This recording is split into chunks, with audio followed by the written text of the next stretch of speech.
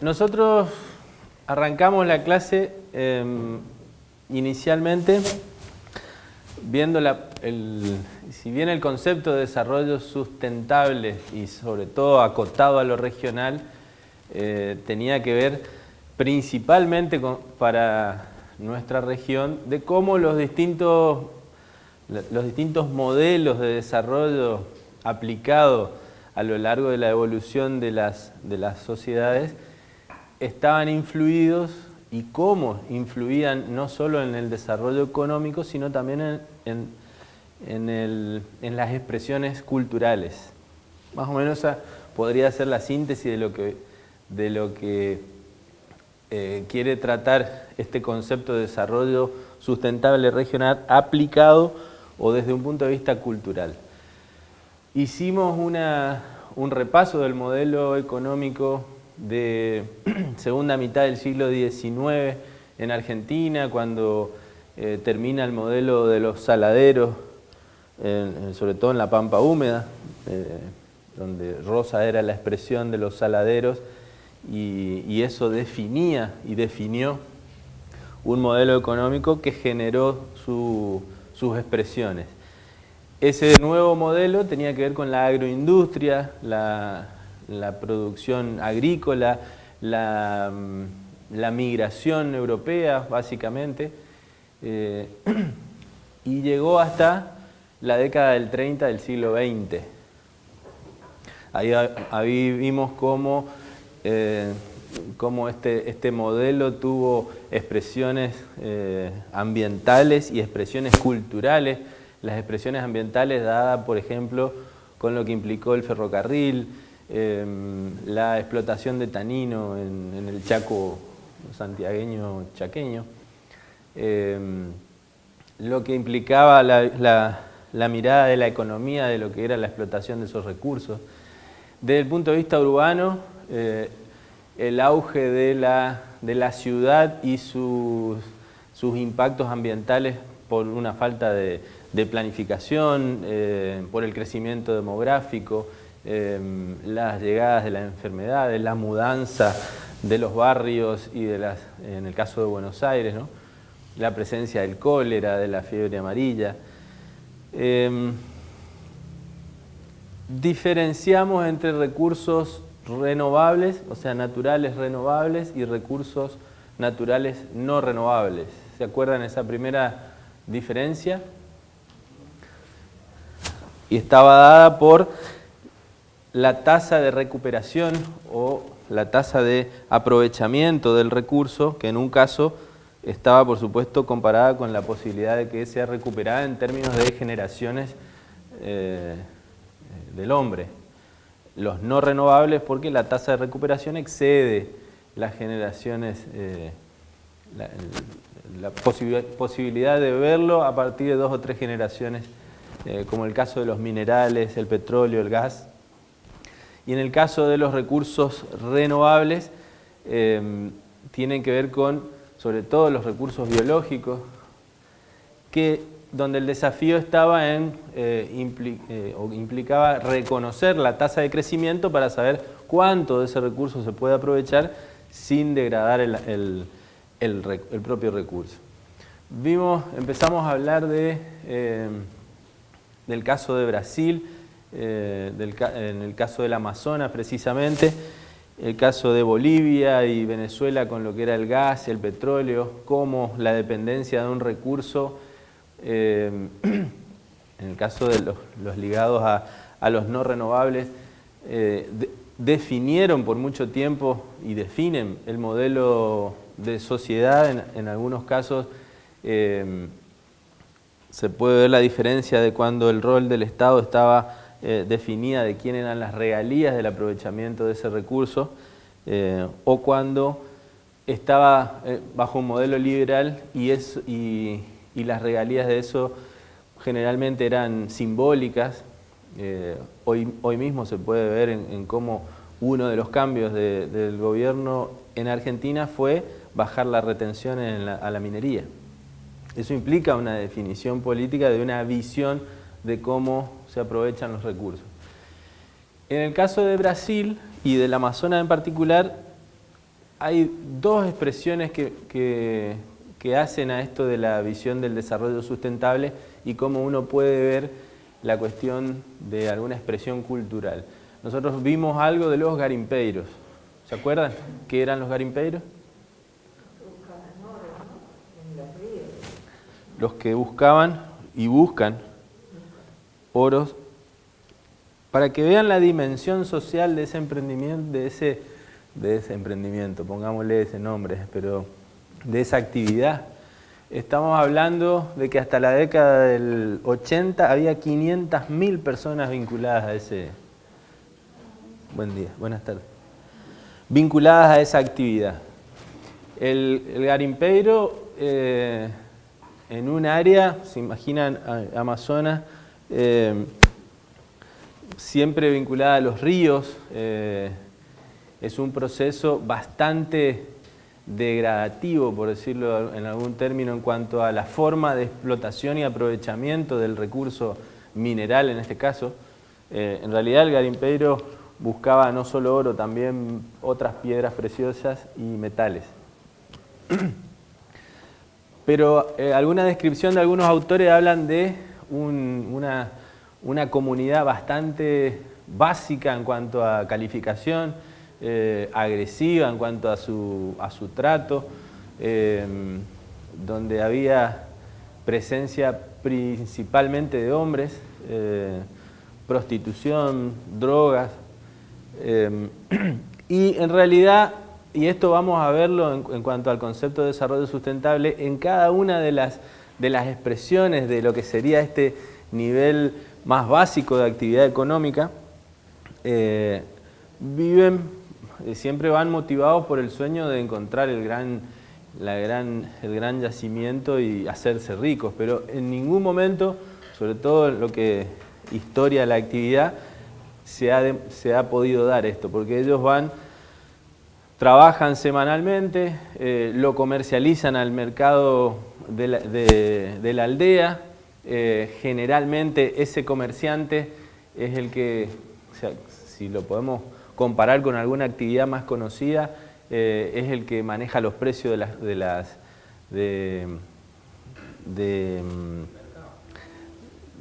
serían de los productos para, no solo de lo que compra, sino de lo que vende para la provista. Él a su vez invierte en otras cosas, no está en eso como su actividad principal, pero se dedica a ser el que regula los precios, el que tiene exactamente. Exactamente. ¿Se acuerdan de algunos casos siempre se quejan en cuanto al mensú en los yerbales hace más décadas, o en algunos casos ahora en la zona más alejada, donde el que tiene el supermercado tiene hasta los vales propios, ¿no? Hubo una denuncia ahí en la zona de Roca, que un yerbatero que tenía un supermercado muy grande también hacía eso con sus trabajadores. Bueno, Claro. exactamente. Lo mismo pasaba en la forestal, habíamos hablado la vez pasada, ellos tenían 200.000 hectáreas en las cuales tenían distintos obrajes y ellos mantenían, recibían el trabajo y proveían de la comida con vales propios. Hasta la llegada del peronismo había una moneda interna. Era parte de cómo lo mismo pasaba en los cañaverales en Tucumán.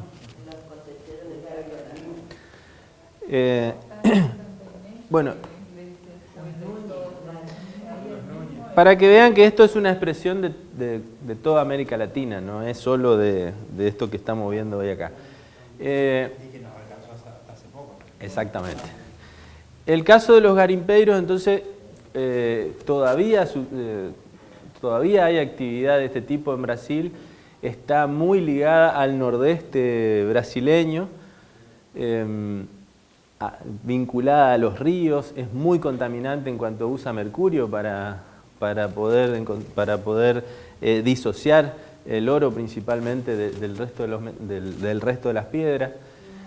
Desmonta, hace grandes cavas donde se producen desmontes y en muchos casos ha habido gente muerta por lo que le llaman ellos las chorreadas, que son cuando el desmonte es el que de alguna manera protege de la lluvia, de la excesiva lluvia, y al desaparecer el monte empieza a lavarse el suelo, ¿no? Quedan inundados, quedan...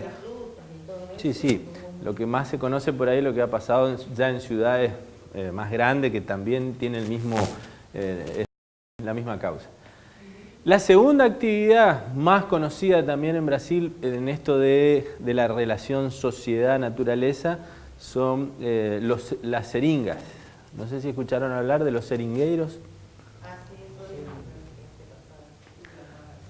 Los seringueiros ya estaban exactamente vinculados a un recurso natural renovable que para la historia del Amazonas también fue muy importante. El caucho o la especie Hevea brasilensis es originaria de Brasil. Y en la segunda mitad del siglo XIX, un inglés robó algunas semillas, se las llevó y empezaron a probarla y multiplicarla en la zona de Malasia, en una área extensa de Malasia que tiene condiciones ambientales parecidas. Hablamos de la primera y de la segunda revolución industrial y qué implicó cada una de esas cosas, ¿se acuerdan? En la segunda revolución industrial, donde el motor a explosión hace su aparición, el caucho juega un rol importante porque fue el que ayudó a motorizar, a movilizar esa revolución, y Brasil jugó un rol importante. Por un tiempo tuvo como dos picos. En principio la diferencia de la provisión de Brasil es que era una provisión muy artesanal, basada en un bosque tipo natural donde los árboles tienen poca densidad, es decir que hay que recorrer mucha distancia para poder cosechar y acopiar caucho en cantidad para que sea significativo. Hay una cuestión biológica que por ahí limita las plantaciones de plantas más cercanas, y eso se logró hacer en Malasia. Después de la Primera Guerra Mundial ya estaban en producción las plantaciones de caucho en Malasia, por supuesto en manos de los aliados, por decirlo así. Pero para la Segunda Guerra Mundial los japoneses lo primero que hacen es invadir Malasia, las plantaciones de caucho, y entonces vuelve a tomar auge el caucho brasileño. De hecho crean un banco, los yanquis financian un banco para comprar todo el caucho de Brasil, hasta el 45. Y así como se gana la guerra, se van y queda toda la actividad de la seringa que ocupaba mucha gente, mucho territorio, totalmente desarmado, por decirlo así.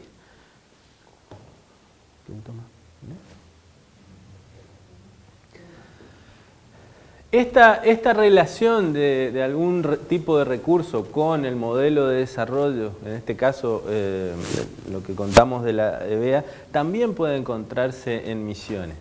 Nosotros hablamos algo la vez pasada respecto de cómo Misiones, a partir de la segunda ocupación ya en el siglo XIX, fin del siglo XIX, principio del siglo XX, que primero se dieron en el sur y empezaron a entrar a través de tierras fiscales, cuando Corrientes entrega a la nación como territorio nacional, se divide en 29 propiedades que cruzan de río a río, o sea, de Paraná al Uruguay, y dejan solo las sierras centrales como tierras fiscales de aquel territorio nacional, que después pasan a la provincia. Entonces la ocupación del territorio se da sobre esas tierras. Así empiezan desde Azara y empiezan por Cerro Azul, por eso la 14 está donde está, porque va ocupando las tierras que eran del fisco. hacia un lado y otro había propiedades que eran de 29, 30 en aquellos momentos diputados correntinos que se habían dividido la tierra antes de pasársela a la nación. Hoy algunas propiedades todavía quedan, lo que era Celulosa Argentina en Piraí, Larrague en Monte Carlo. El sistema de ocupación fue a través de las colonizadoras. Si ustedes ven en las fechas históricas de cada uno de los pueblos, donde se juntan los pioneros, van a ver que la historia que cuentan siempre es que entraban por las picadas, que hoy no son ni más ni menos que la calle o la ruta 17 en El Dorado, eso que va del kilómetro 1 al kilómetro 12 y después sigue a Irigoyen. Lo mismo pasa en Monte Carlo. Por ahí venían dos productos. ¿Cuáles eran los dos productos principales? La yerba y la madera. La yerba terminaba en los noques, que estaban generalmente sobre el río, ahí se estacionaba y se esperaba la barcaza para bajar. Y la madera llegaba hasta el río y se bajaba en jangadas. Todas esas son después las expresiones culturales conocidas de los actores de esa economía. Algunos madereros cuentan de pioneros madereros, por supuesto, que hasta llegaron a probar tirar rollos de madera por las cataratas para ver si se podía usar de canal de distribución. No anduvo. Bueno, nosotros en el tema forestal tenemos anécdota de, imagínense que Pérez Compán fue una de las primeras compañías en la zona de Puerto Bossetti, donde hoy ya hace algunos años se vendió a los chilenos, pero era una compañía desde la década del 60, estaba instalada ahí, obrajeaba, tenía una escuela. La directora fue la madre de un amigo que contaba incluso qué significaba Pérez Compán para la comunidad. Muy creyente el hombre, incluso tenía una iglesia, por supuesto.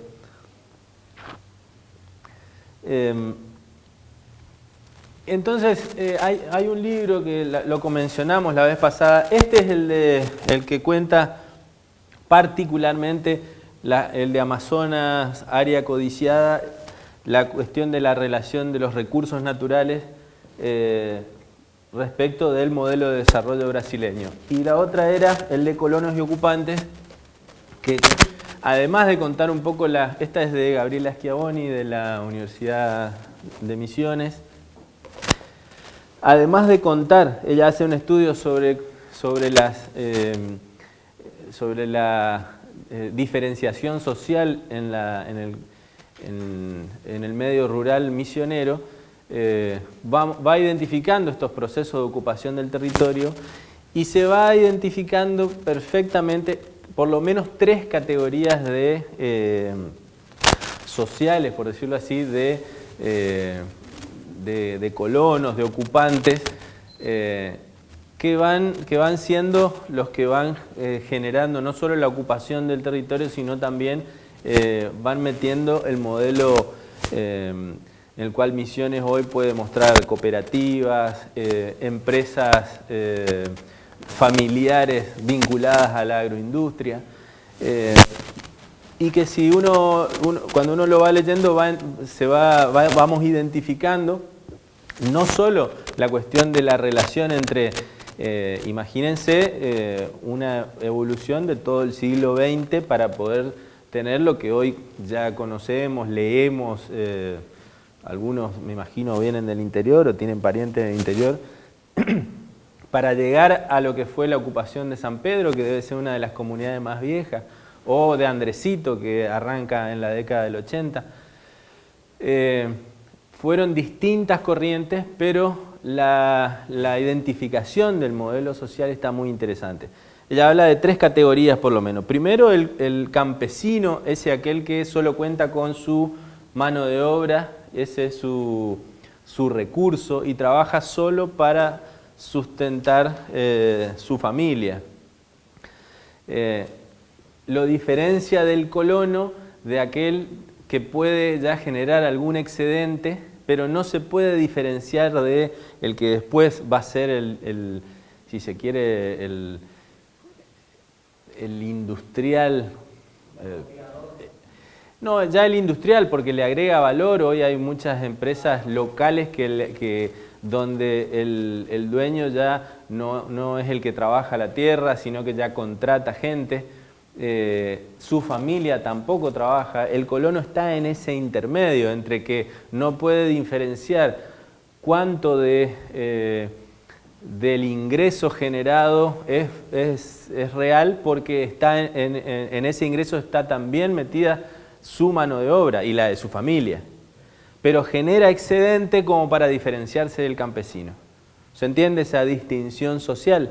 Bueno, eso vinculado a la ocupación del territorio y vinculado además a algo que describíamos la vez pasada, que era, decíamos recién esto de las propiedades, las mejores propiedades estaban en manos ya de gente de otro nivel de capital. Pero en el 90% del territorio había monte nativo. Eso definía una geografía, una relación con el ambiente que nosotros lo podemos seguir a través de la legislación. Decíamos la vez pasada que en el caso de la Constitución de Misiones está permitido el uso de armas. La Constitución es del 56 una y del 58 otra. Pero eso define lo que se planteaba en cuanto a cómo la comunidad convivía con un medio agreste. Hay 8 artículos dentro de un capítulo que vinculan a la actividad de la agricultura familiar. O sea, se promociona la educación agrícola, se promociona la vivienda y lo que se llama la mejora en los predios. Es decir, el desarrollo agrícola está puesto en por lo menos 8 artículos de la Constitución, mientras que hay uno solo que habla sobre la necesidad de reforestar para mantener el recurso. Es decir, que nuestra propia Constitución, por supuesto, tiene 60 años. La de la provincia de Corrientes, que es nueva, la han modificado en la década pasada, tiene todo un capítulo específico, un título con varios capítulos donde habla sobre los recursos naturales y la gestión ambiental del recurso. Imagínense que ya en esa década se discutía sobre el rol de los humedales, de liberar y demás hierbas. Había propietarios extranjeros que estaban comprando, entonces le dan todo un capítulo al tema de poner bien escrito de quiénes son los recursos, en particular el agua, del rol que cumplen los ocupantes originarios, desde el punto de vista de no solo reconocer, sino respetar su cultura y su vivencia. No solo desde el punto de vista del agua, sino también de los recursos naturales con los cuales convive. Porque imagínense que la comunidad que convive en ese ecosistema está relacionada con la caza, la pesca. Hoy muchas de esas cosas, depende de cómo se lo mire, puede estar vinculada al tráfico de fauna, al tráfico de aves y de animales en peligro de extinción particularmente. Entonces, esto que vamos vinculando en cuanto a la existencia de los recursos naturales, de qué tipo de recursos naturales, la ocupación del territorio, esta experiencia incluso en el tema de Misiones, si uno lee bibliografía de Chile, se da la misma cuestión, y no estamos hablando de la ocupación por parte de las comunidades originarias, sino por parte de la colonización blanca principalmente. Es una lucha contra el recurso, en el caso de Chile, forestal nativo también, toda la cordillera del lado occidental, al sur son bosques patagónicos. y el reemplazo en algunos casos por en algunos casos cultivos, en otros casos extracción de madera de forma seleccionada. Esto ha llevado, en el caso de Misiones, al empobrecimiento de la biodiversidad.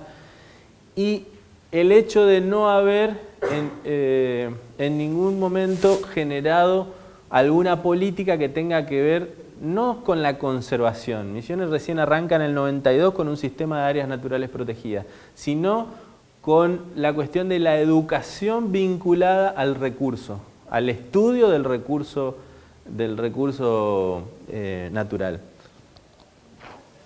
Imagínense que la onda esta del ecologismo, si uno ve las ferias de ciencias, si uno ve las presentaciones del Día del Ambiente, en los chicos de primaria sobre todo, uno ve mensajes negativos respecto negativos desde el punto de vista de los miedos que la maestra principalmente es la que, o el mensaje que la maestra recibe, es el de la cuestión de la conservación, de no a la deforestación, no a la contaminación. Sin embargo, no hay una actitud proactiva desde el punto de vista del conocimiento del recurso. A mí me tocó ser, no sé cómo le llaman, asesor de un cuarto grado de una escuela donde iba una vecina en la 43 y hablaban de la deforestación. Entonces hicimos el ejercicio, porque estoy hablando hace como 5 o 6 años, había algo de plata, y nos hicimos una visita a una escuela de 2 de Mayo que planteaba para hacer la misma consulta a los chicos sobre qué era el rosado para ellos. Un rosado para gente que venía de la colonia era el lugar donde plantaba el tabaco, plantaba la mandioca o plantaba algún cultivo en el cual se sustentan. Imagínense ese mensaje para un chico de ciudad en el cual... ¿Cómo? Un rosado... Pero el color de ese porque en algunos casos... ¿Cómo era el mensaje del Día del Ambiente? Un cuadrito, una pintura, era negro y rojo. Negro el suelo, rojo el fuego de la quema y no había ni azul, ni amarillo del sol, ni azul del cielo. Ese es el mensaje del cual, sobre todo la educación primaria y urbana no vinculada al medio rural o al conocimiento ni siquiera de la formación docente, es el que prepara el mensaje hacia la sostenibilidad del ambiente. Ayer se hizo en las escuelas primarias, yo no sabía, siendo docente, la primera vez que me encuentro con eso, el acto por el Día del Medio Ambiente. Acto formado a los chicos de 7º grado, se les hace jurar el compromiso del cuidado del medio ambiente. Pero no se ve durante el año nada sobre el medio ambiente, salvo lo que alguna... Sí. El área de naturales se pueda dar como el ecosistema, suponete, no sé. Pero no hay algún trabajo de concientización, o sea, o el docente que esté preparado para trabajar en eso. ¿Qué quiero decir con esto para que no se lleven una idea errada sobre el tema? Lo que estamos hablando es de, en ese libro hay un capítulo particular sobre el tema biopiratería, que es cómo los países desarrollados con mayor conocimiento sobre ciencias principalmente. No sé si hablamos de la diferencia entre biodiversidad y recurso. Biodiversidad es el conjunto de seres y su diversidad interna, incluso hasta genética, que hay en un ecosistema y entre ecosistemas, ¿sí? Pero no pasa a ser recurso hasta que no hay conocimiento. Un recurso es cuando parte de esa biodiversidad tiene un conocimiento sobre para qué sirve, cómo se lo multiplica, cómo se lo aprovecha. En este caso, por eso América Latina siempre ha sido proveedora de materias primas, por el escaso conocimiento, esto que estábamos diciendo. En el caso del Hevea brasiliensis, que se explotaba naturalmente del bosque de la selva amazónica, mientras que en Malasia los ingleses ya lograron domesticarla, ponerlas en plantaciones de alta densidad y en menor superficie, con menos gente, poder hacer una industria de provisión del caucho. Esto ha significado esta falta de conocimiento y asociado a esto las políticas de educación y las políticas de conocimiento sobre nuestros recursos.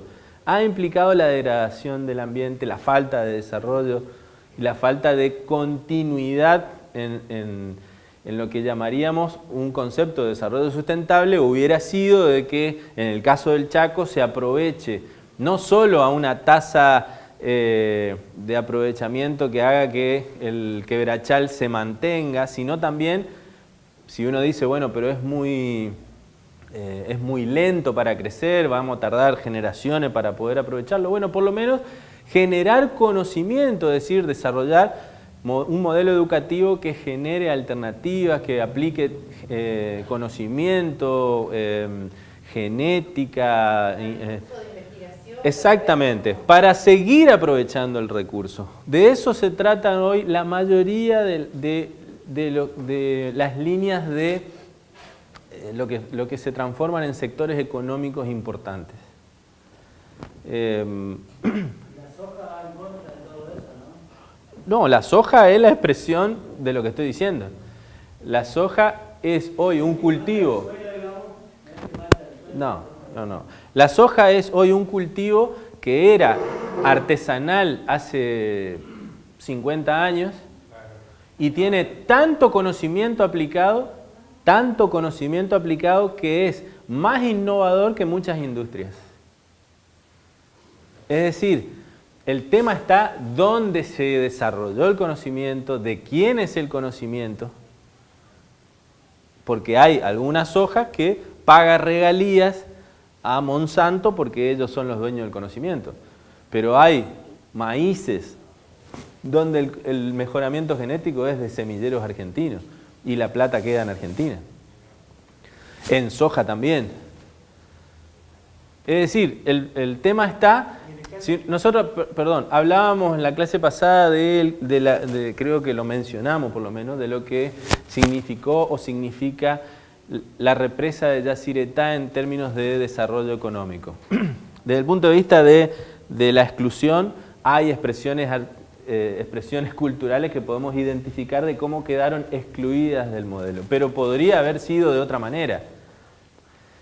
Si la represa hubiera entre sus impactos, para darle un pantallazo de qué son los impactos ambientales. Los impactos ambientales es una matriz donde se identifican los impactos negativos, los positivos, y se generan acciones para mitigar o neutralizar los negativos, ¿sí?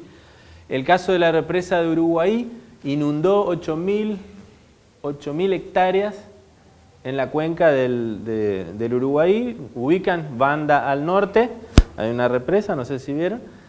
Bueno, el vaso de esa represa tiene 8.000 hectáreas. La medida de mitigación del impacto de esa inundación fue crear un parque de 84.000 hectáreas.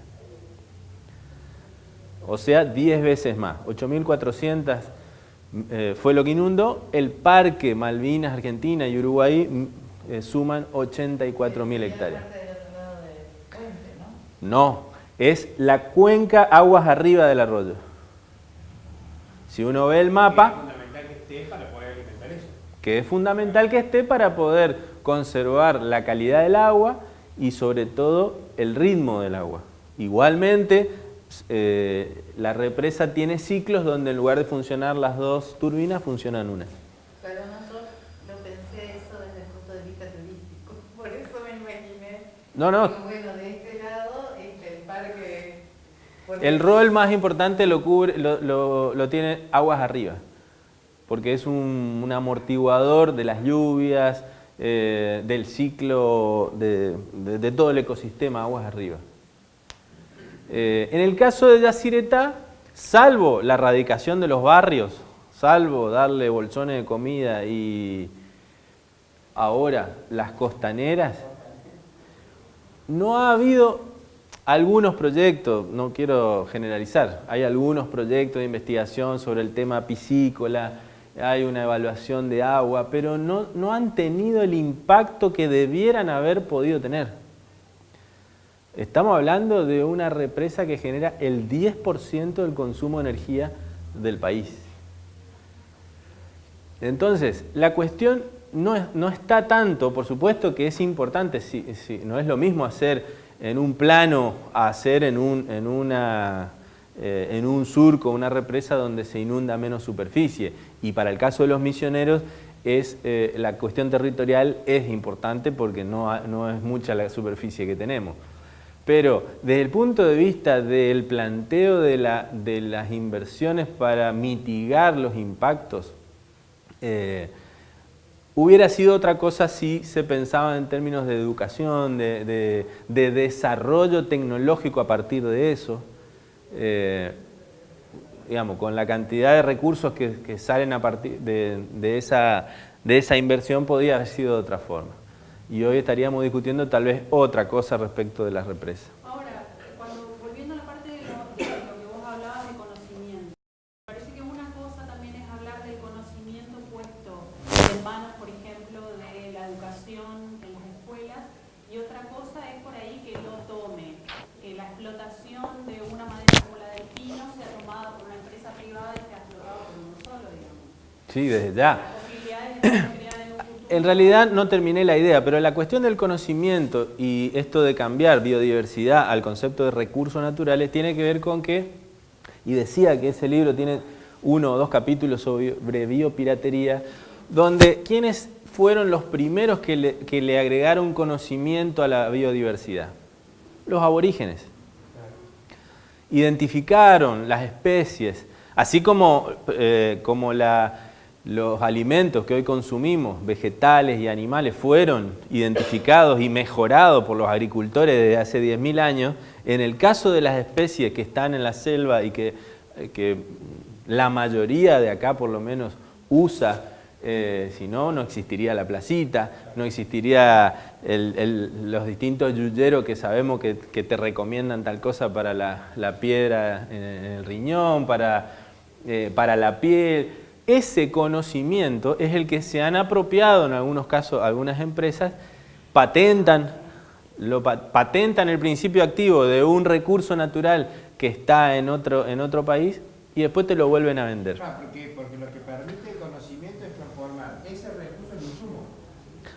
Permite transformar lo que está naturalmente en la biodiversidad en un recurso que puede proporcionar bienes y servicios en algunos casos. Y además hacerlo perdurar. Y además hacerlo perdurar. El caso bueno, en la cuestión de farmacológica hay muchos ejemplos. Hay muchos ejemplos. Sí, ese sería el primer nivel de conocimiento, que es aquella aplicación para la cual estamos hoy conociendo que el lambaí es un expectorante, que la cangorosa mejora la... En una época se hicieron pastillitas. Sí. Que la carqueja protege el hígado. Pero cuando uno habla de conocimiento a nivel de principio activo, de síntesis química incluso, lo que ha ocurrido es que han copiado el modelo, han copiado el producto natural desde el punto de vista químico y es lo que hoy tienen la mayoría de los medicamentos que tomamos. Exacto. Entonces, a eso iba con esto del conocimiento y de cómo el modelo educativo también que tenemos va en contra de esto de que una cosa no tiene que ver con la otra. Si nosotros decimos reconocer la biodiversidad, identificar sus usos, su potencialidad, para qué la usaban los ancestros, para qué la usaban, o sea, tanto nativos como después la población que convivió con ellos, implica nadie protege lo que no conoce. Entonces, esa es la forma en cual la conservación toma sentido. Hoy no es más que una red propiedades donde hay que es importante, peor es no tener nada. Donde hay recursos, donde hay biodiversidad protegida. Pero lo que está faltando es una acción realmente en serio para hacer que de ahí haya más conocimiento, que sobre eso haya más conocimiento, que sobre eso evolucione una industria farmacéutica y evolucionen un montón de productos que ya eran conocidos por los aborígenes. Hay ejemplos de eso. Paraguay tiene también con algún modelo más precario industrial, pero existe. Con la mandioca están haciendo algo parecido, ¿no? Bueno, lo que tiene la mandioca es que se cultiva en los 5 continentes y lo consumen 500 millones de personas. Yo estoy diciendo alguna cosa más restringida tal vez a los ecosistemas como los nuestros, que la stevia. Sí, la stevia. Bueno, Japón tiene patentada muchos productos a base de stevia.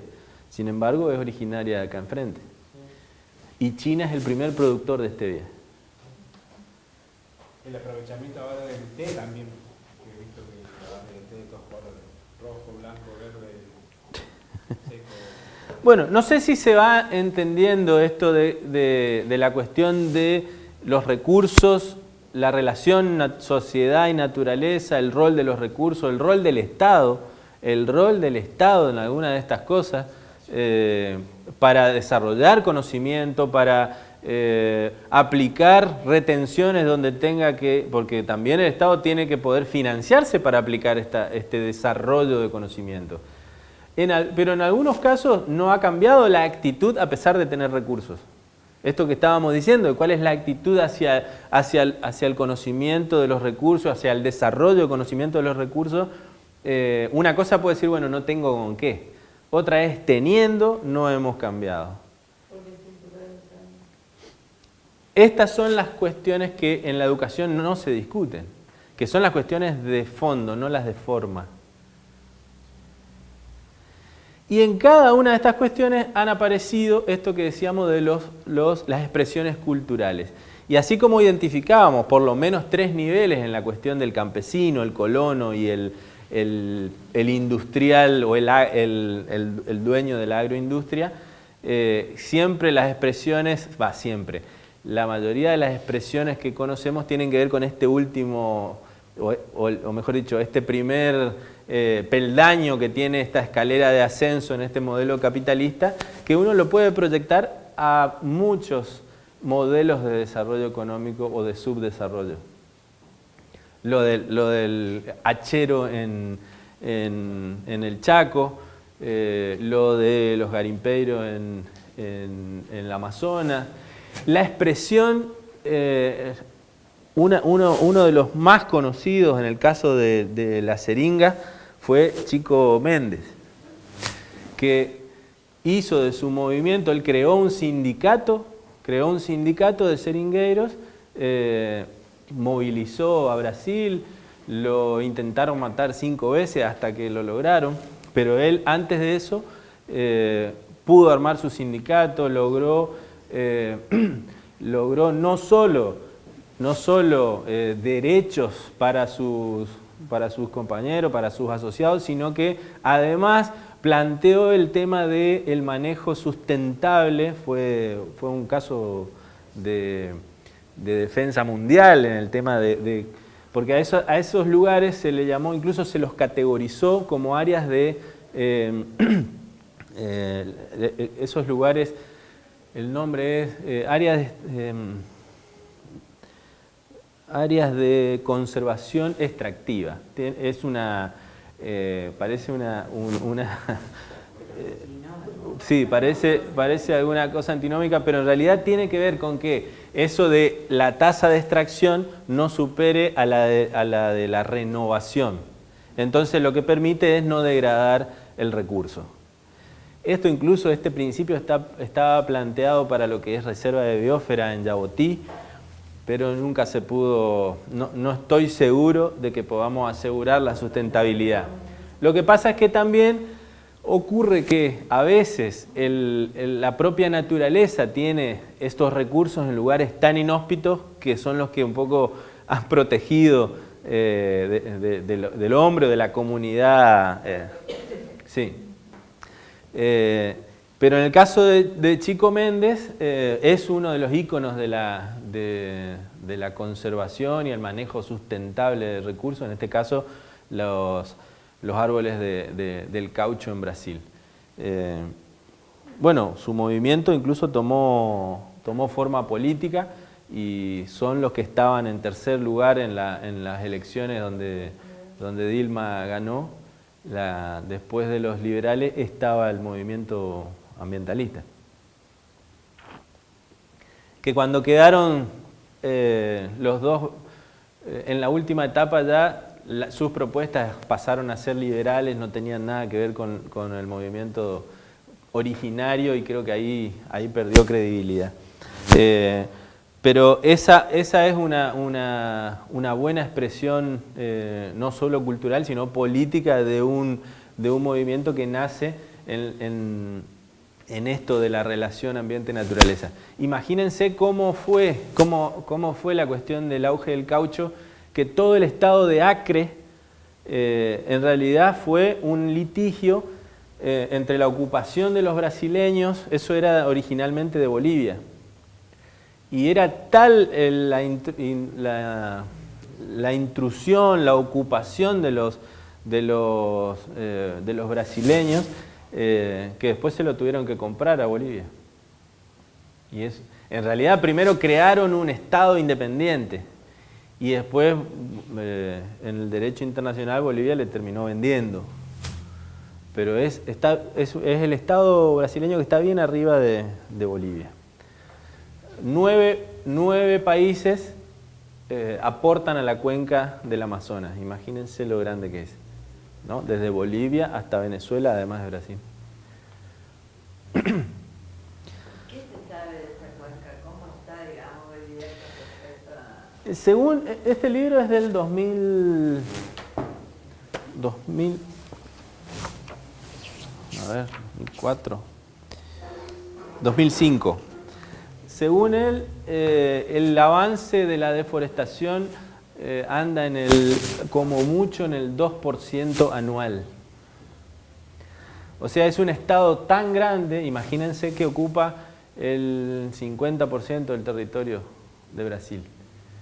Es tan grande que todavía no se... que no sí.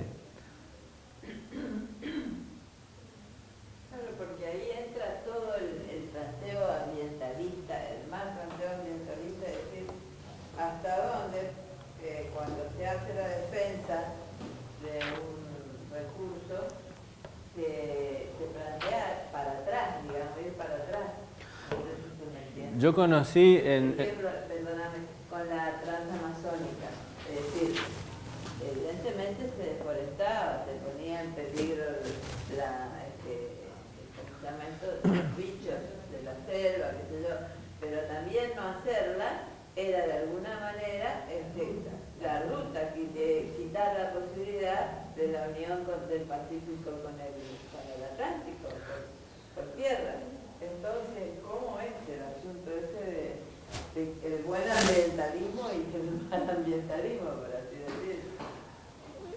A ver, en particular creo que la presencia de las organizaciones estas es importante, porque si no tampoco se puede equilibrar la cuestión entre el capitalismo más salvaje que está planteado incluso en algunas películas sobre los diamantes del África, todo lo que causa y donde han caído marcas importantes de Europa que financian esto de las guerras civiles, incluso a partir de la comercialización de diamantes. Lo que pasa es que creo que la diferencia la puede llegar a ser un Estado presente, un Estado tal vez hoy ya no Estado-nación, sino Estado regional, porque el tamaño de lo que hay enfrente es muy grande. Ahora se estaban por juntar Monsanto y la Bayer en una mega corporación de tipo vinculada a los agroquímicos. Donde, imagínense, Argentina, Monsanto le plantea una demanda a Argentina cuando larga la primer soja transgénica. No la tenía registrada en Argentina, entonces Argentina se transforma en uno de los países que más rápido adquiere la tecnología, pero sus productos eran... al no tener registrada era de libre disponibilidad. Pero la ecuación económica de Monsanto creía que estaba en la venta de los agroquímicos. No se dio cuenta que estaba en la tecnología de los transgénicos, en la primera.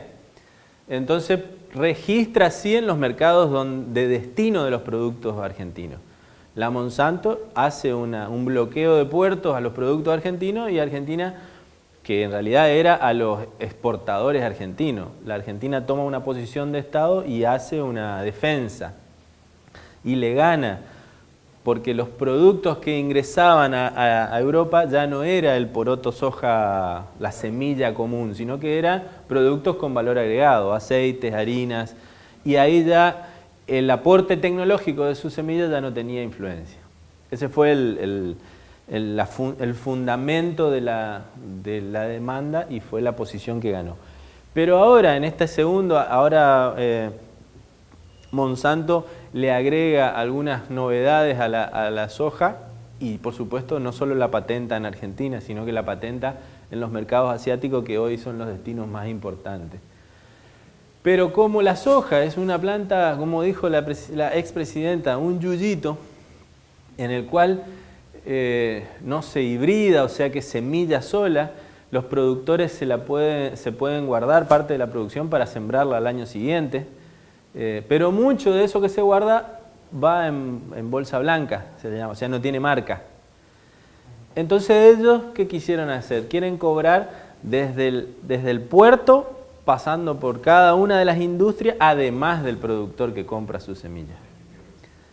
Y ahí el Estado argentino de nuevo ha tenido una posición coherente, tanto el anterior como el actual, de solamente permitirles cobrar en el segmento del cual ellos aportan el valor agregado. ¿Y dónde se patentan, por ejemplo, Se patentan en los registros de patentes de cada país. de cada país? En eso, de vuelta, los países desarrollados van más rápido. Ellos patentan en la Comunidad Europea. Nosotros ni siquiera podemos patentar en el Mercosur. Tenemos que andar país por país haciendo el registro. Porque no se constituyó. Obvio. Pero eso es parte de eso, si uno quiere identificar las cuestiones del subdesarrollo, en esas cosas está la diferencia. ¿Entienden? Y esto que decía de la cuestión de la educación es clave. A veces uno parece decir, no, pero ahí vamos a estar generando una actitud hacia los recursos o hacia la biodiversidad que tenga que ver con la explotación, como un concepto así duro. Pero como países subdesarrollados, con una tasa de crecimiento vegetativa como la que tenemos, no hay alternativa. Es lo único que tenemos los países, sobre todo en esta región tan rica en recursos naturales, es lo único que hay. Hoy Japón, que es un paisucho así, no tiene recursos naturales, pero tiene un nivel de conocimiento desarrollado que le permite tener otro tipo de independencia. En el caso de lo nuestro, es por lo menos el primer escalón para poder generar otras herramientas. Por lo menos los chicos de secundaria, incentivarlos a conocer todo este aspecto para dedicarnos también a estudiar química, todo lo que es ingeniería química. Sí, sí, es así. ¿Esa iniciativa no se puede tomar como desde los estados provinciales? Sí, bueno, de hecho la provincia ha hecho bastante. El tema está en que los recursos siempre son escasos, ¿no? Y más en estos momentos de demandas insatisfechas en varios frentes, pero creo que un Estado inteligente no debe perder de vista estas cosas. Hoy la cuestión del conocimiento es clave.